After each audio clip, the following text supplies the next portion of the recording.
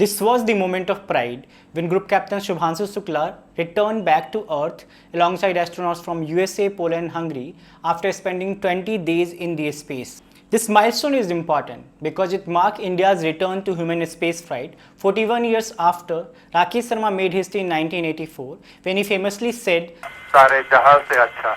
But here is the bigger question. Why does this mission matter now?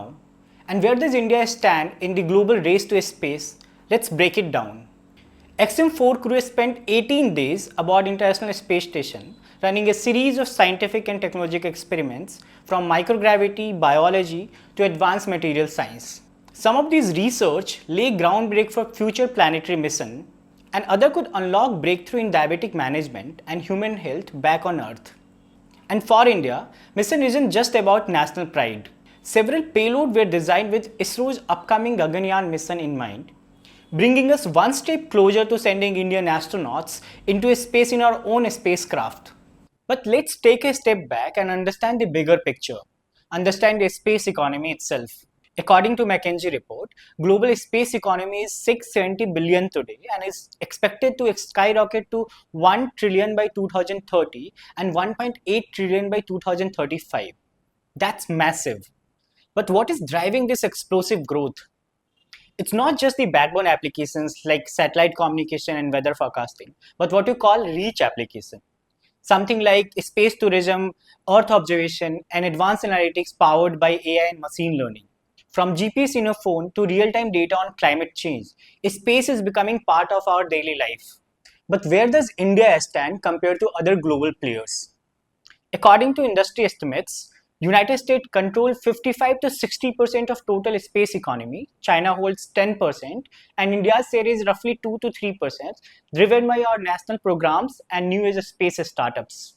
In this year budget, India announced 13,400 crore to a space sector, which is roughly 0.26% of our total union budget. For a comparison, USA spent almost 0.37% and China almost 1%. But their overall budget is massive. But here is the exciting part. The government announced 1,000 crore venture capital fund, 100% FDI, and policies like satellite bus as a service to empower private sector in space economy. And the states aren't sitting behind. Andhra Pradesh announced policy 4.0 to attract 25,000 crore in investment and create tens of thousands of jobs. Gujarat and Tamil Nadu announced policy to build a space tech hub and creates 25,000 and more than 25,000 jobs. And we are seeing the result.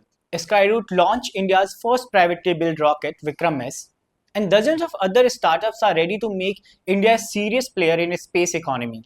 And all of this momentum, from new policies to private breakthroughs, has set the stage for some of the most ambitious missions that India has ever attempted.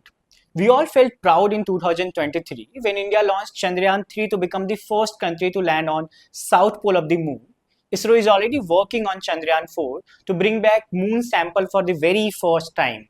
We are also preparing for mission Gaganyaan to send Indian astronauts into space in our own spacecraft.